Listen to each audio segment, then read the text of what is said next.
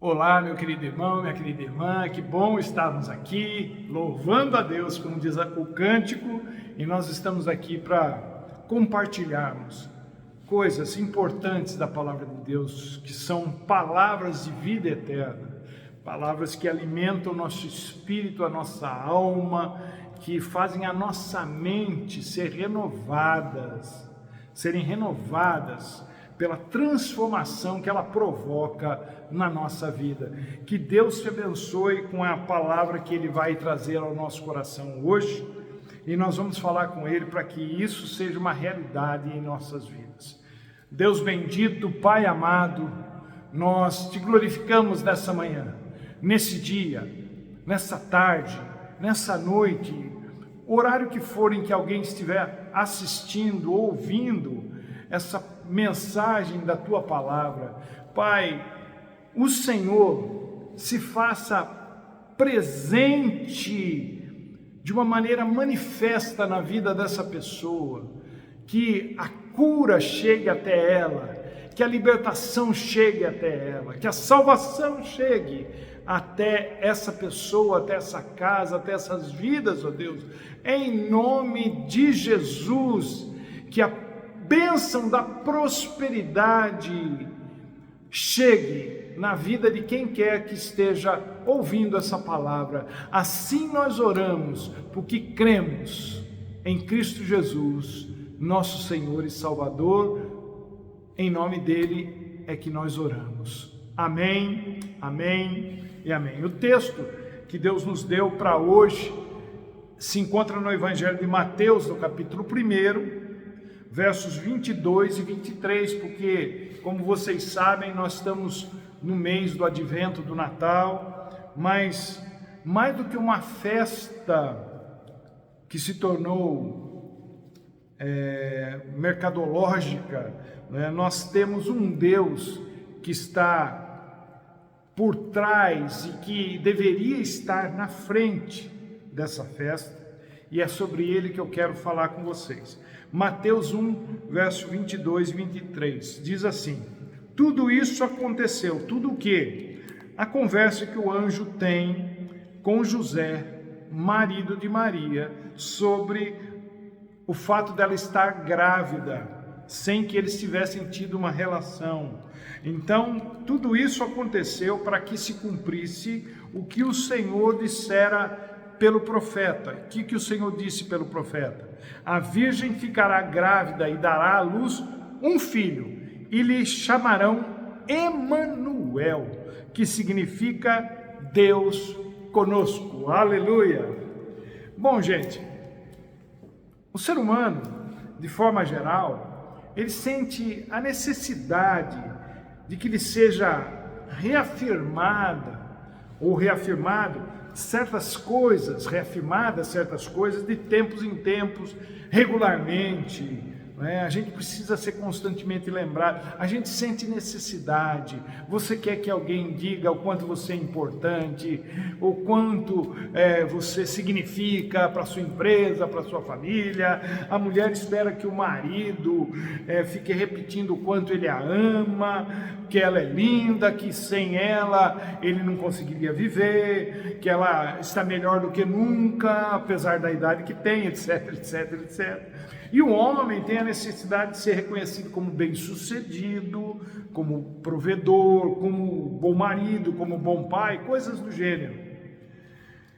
E no âmbito espiritual, nós, os crentes em Cristo Jesus, sentimos a necessidade de sermos constantemente lembrados por Deus de que Ele está conosco. Deus disse isso várias vezes na Bíblia, mas parece que o registro não é o suficiente. Deus deixar isso por escrito não é o suficiente. Ainda que a gente tenha dificuldade em admitir, a gente diga que não, parece que está enraizado na nossa mente o pensamento de que fé e problemas são excludentes, isso é, Se eu estou com problemas financeiros, se eu estou com problema de saúde, se eu estou com problemas em casa, se eu estou com problemas emocionais, é porque eu devo ter feito alguma coisa que fez com que Deus se afastasse de mim. E isso é muito comum as pessoas pensarem, mas eu quero que você saiba que isso não é verdade. Aliás, é impossível que Deus se afaste de alguém. Ele é onipresente. E só por essa razão, já poderíamos afirmar que o fato de estarmos passando por problemas não tem nada a ver com o fato de Deus ter se afastado de nós. O que acontece é que os problemas geram uma certa insegurança na gente. O que Deus, sem dúvida, não quer que tenhamos em relação a Ele. Daí a razão do nome Emanuel, Deus conosco. E na cultura bíblica, nomes são importantes, são reveladores. Eles descrevem as pessoas que os carregam, ou por algo que tem a ver com elas, ou aconteceu com elas, ou com seus pais, ou por algo que se espera delas, quando elas nascem. Os nomes na Bíblia fazem mais ou menos o mesmo papel dos apelidos que a gente usa para descrever alguém pelas suas características físicas ou por alguma circunstância pelas quais elas passaram.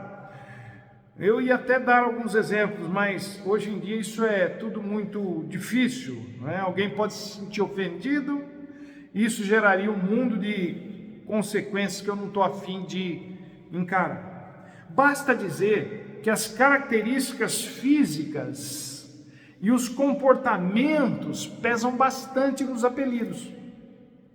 Na nossa cultura, os nomes não dizem muita coisa sobre uma pessoa, mas os apelidos sim. Aqui no nosso texto, um nome é dado a Jesus, Emanuel, que significa Deus conosco. Então, se tem um nome que define bem a Jesus, é esse, Emanuel. Ele é o Deus conosco, não mais apenas um Deus transcendente, onipresente, mas o Deus que se relaciona, que vai muito além de apenas uma existência, como se não fizesse parte da vida das suas criaturas. Não, Deus faz parte da nossa existência também. Ele entra, Ele interage conosco. E o que isso significa na prática? Significa que o que quer que estejamos passando ou que venhamos a passar, nós nunca passaremos por isso sozinhos. Mesmo que não tenhamos nenhum parente, nenhum amigo, ninguém por perto. Não existe a mínima possibilidade de você passar pelo vale da sombra da morte sozinho ou sozinha. Essa foi a experiência de Davi, no Salmo 23. Não existe a mínima possibilidade de você passar por uma depressão sozinho ou sozinha. Esse foi o caso de Elias na caverna. Não existe a mínima possibilidade de você querer fugir de alguma coisa para ficar sozinho. Não dá. Deus vai atrás de você. Foi o caso de Jonas, não é? Tendo missão ou não tendo missão. Então não existe a mínima possibilidade de alguém de Deus passar pelo que quer que seja sozinho ou sozinha. Ainda, e digo mais, ainda que todos estejam contra você e você esteja errado, você esteja errada, Deus estará com você. Não importa. Deus, então, ele entra para a história humana num contexto que a Bíblia chama, como eu disse outro dia, plenitude dos tempos, não é? Mas era um tempo difícil para os povos que foram conquistados pelo Império Romano. Então, o que revela isso sobre o caráter de Deus, sobre essa questão de Deus estar conosco? É que o nascimento de Jesus é Deus entrando em cena no pior momento da história para aqueles povos. É por isso que a gente chama isso de evangelho. Deus entrando para a história humana não é apenas uma boa notícia, é a melhor notícia que se poderia esperar no mundo que estava caminhando para um precipício sem salvação. A boa notícia é que nós não estamos mais por nossa própria conta e risco. Eu sei que se eu estivesse dizendo isso num auditório corporativo, isso não seria muito bem-vindo, né? Muita gente preferiria ou prefere estar por sua própria conta e risco, porque se acha muito autoconfiante, acha que pode dar conta do recado tudo sozinho. E como eu disse, isso pode ser um diferencial no mundo corporativo, mas na vida não é bem assim, não. Na vida, a gente não pode ficar por conta própria. Nós precisamos de um Deus que lute por nós, que nos defenda do mal, que nos impulsione a vencer, que traga paz no nosso coração, que nos cure das nossas doenças físicas e emocionais, que nos faça ver aquilo que a gente não está vendo. Jesus não foi apenas um homem que acabou sendo martirizado por causa da sua ideologia. Ele não será apenas uma lembrança depois de ter morrido na cruz. Ele não estará conosco apenas em forma de lembrança. Isso é o que a gente sente em relação às pessoas que morreram, que permanecem mortas. Elas são lembranças. Jesus não. Jesus é Deus conosco. É Deus conosco hoje, aqui e agora. Então a primeira coisa que a gente precisa entender é que Jesus é Deus. E Ele é Deus conosco. Ele é a imagem do Deus invisível, diz Paulo em Colossenses 1,15. Ele é a cara, o coração e a mente do Pai. Não tem o que pôr nem o que tirar. Hebreus 1,3 diz: Jesus é o resplendor da glória de Deus e a exata expressão do seu ser. Não tem o que pôr e nem o que tirar. Ele é Deus desde o princípio, diz João 1,1. E é muito interessante uma conversa que os discípulos têm com Jesus, quando lá em João 14, verso 8, Filipe chega para Jesus e diz o seguinte: Jesus, mostra-nos o Pai e fica tudo certo, a gente para de te amolar com a nossa incredulidade, mostra-nos o Pai, é só isso. E Jesus disse: como assim, Filipe? Está me estranhando? Não está me reconhecendo, não? Quem você acha que você está vendo quando olha para mim? Você acha que eu sou um homem com mania de grandeza, com um complexo de Salvador? Quem vê a mim, vê o Pai. Então Jesus é Deus. Isso tem que ficar muito claro para nós.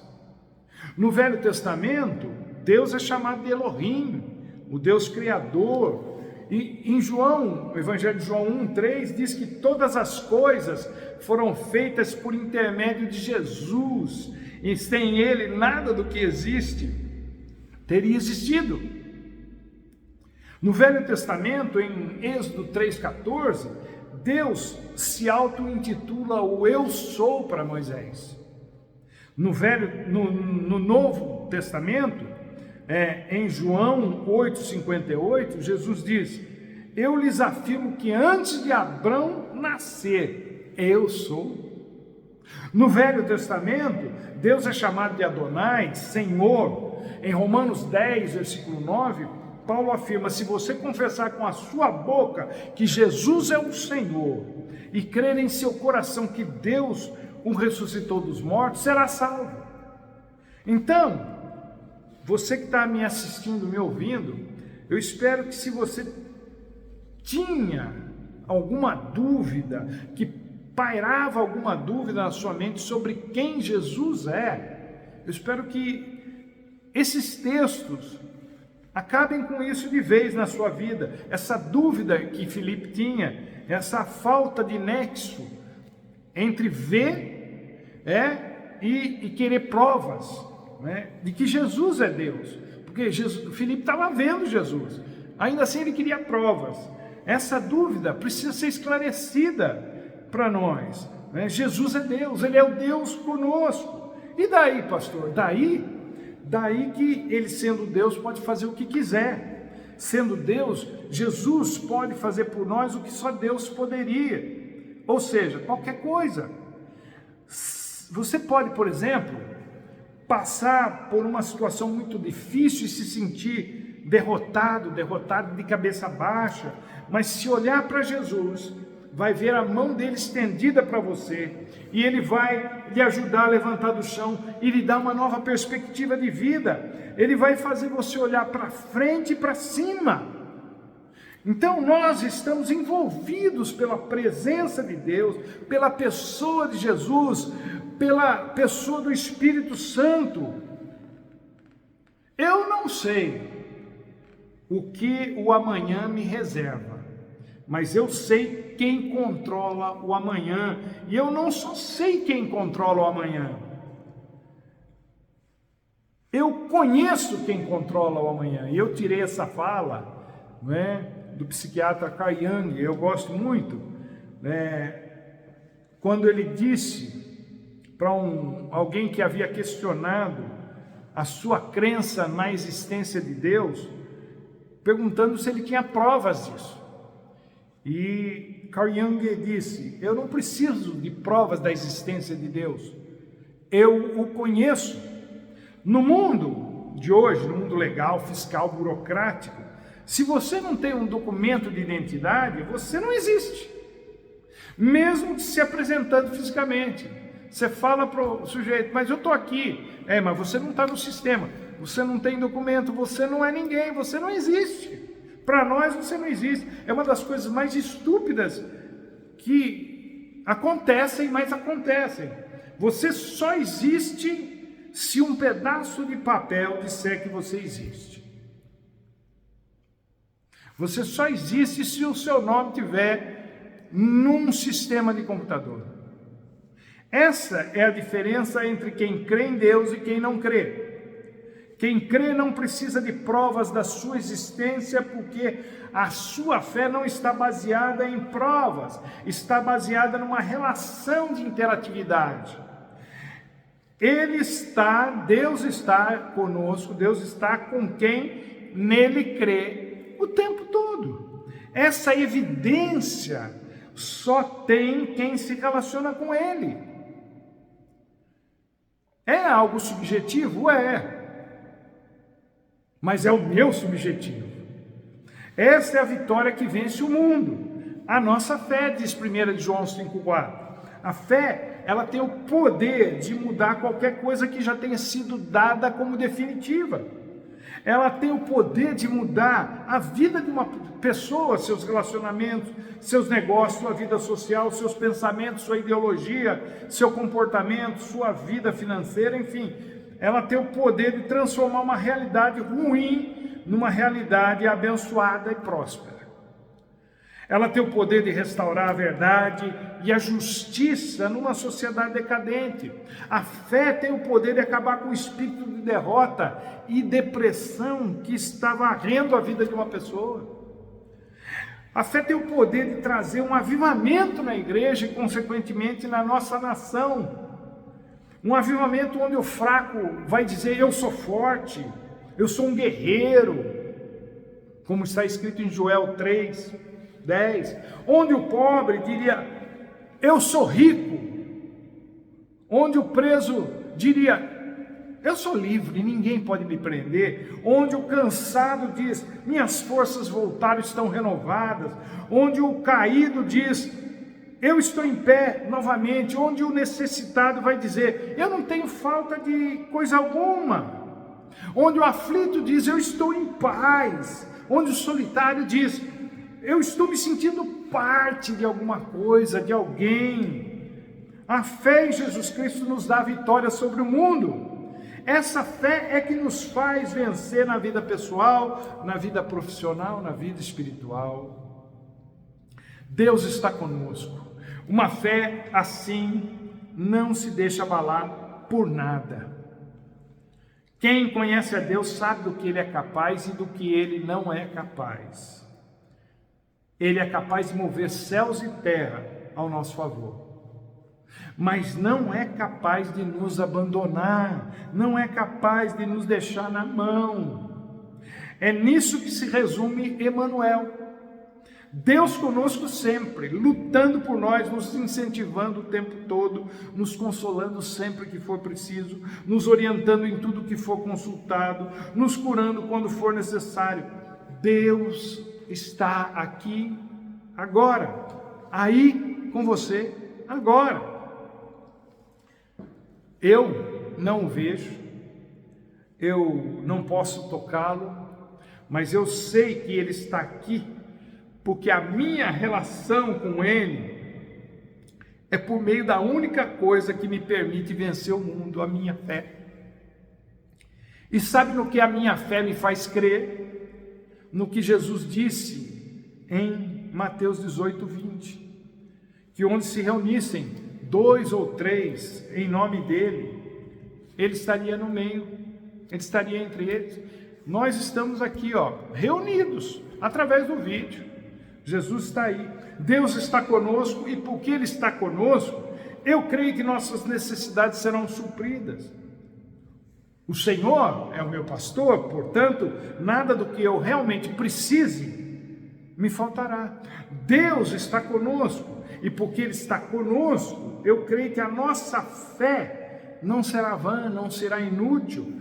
Jesus nos livrará do mal, Ele curará nossas enfermidades, Ele nos libertará daquilo que nos mantém prisioneiros, Ele abrirá as portas que o diabo fechou para que nós não fôssemos bem-sucedidos.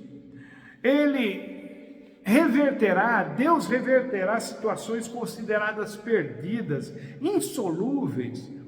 Ele reverterá isso tudo em coisas boas, abençoadoras e prósperas para nós. Tudo isso e muito mais. Por quê? Porque Ele é Deus conosco. Então não perca mais noites de sono pensando em como você vai resolver isso amanhã ou depois, isso, aquilo, o que eu vou fazer. Coloque a sua situação diante de Deus, porque Ele resolverá tudo enquanto você dorme. É o que o Salmo 127 nos diz.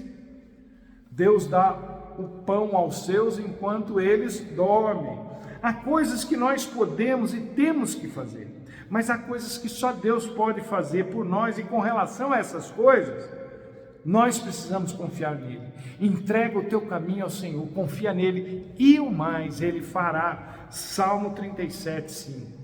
Nós precisávamos de Deus, nós precisávamos de salvação, nós precisávamos de esperança, nós precisávamos de fé, nós precisávamos de alguém em quem nos apegar, e Deus nos deu Emanuel, Jesus Cristo, o Deus conosco. Jesus está conosco, Ele é Deus, e tudo pode acontecer. Em Lucas, capítulo 24, os versículos 36 a 43, acontece uma cena ali. Jesus havia sido crucificado, os discípulos estavam escondidos, com medo, ainda impactados com os últimos acontecimentos, a dúvida pairando nas suas mentes, a tristeza e a frustração querendo tomar conta. Jesus aparece no meio deles e diz: paz seja convosco.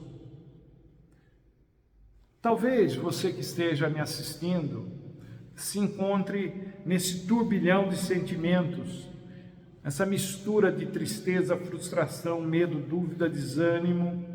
Ou talvez você até esteja bem, eu não sei, não importa, na verdade, não importa. O que importa é que Jesus está aqui, Deus está conosco. Na presença de Jesus, quem está mal é transformado, é curado, é liberto, é abençoado. Na presença de Jesus, quem está triste, deprimido e vazio é tomado pelo poder do Espírito Santo, e a alegria do Senhor se torna a sua força, o seu ânimo. Na presença de Jesus não há espaço para o mal, não há espaço para o pecado, não há espaço para a desistência. Na presença do Emmanuel, do Deus conosco, só há espaço para adoração, para o louvor, para a gratidão, para a alegria. Porque Deus conosco significa Deus por nós, Deus em nós, Deus à nossa frente, Deus à nossa retaguarda, Deus à nossa direita, Deus à nossa esquerda, Deus acima de nós, Deus abaixo de nós. Se você precisava ouvir mais uma vez essa verdade, se você precisava ter reafirmado essa verdade mais uma vez na sua vida, está aí, Emmanuel, Deus conosco. Nunca se esqueça disso. Você não passará por nada sozinho, Deus sempre estará com você, e melhor Ele do que qualquer outra pessoa. As pessoas a gente pode até segurar, mas elas não podem ser que elas não consigam nos segurar. Agora, quando a gente anda com Deus, você não só está seguro pela presença dEle, como está seguro pelo poder dEle. E as ovelhas dEle, ninguém as arrebatará da sua mão. Que Deus te abençoe, meu querido, minha querida, e até a próxima, se Ele assim nos permitir.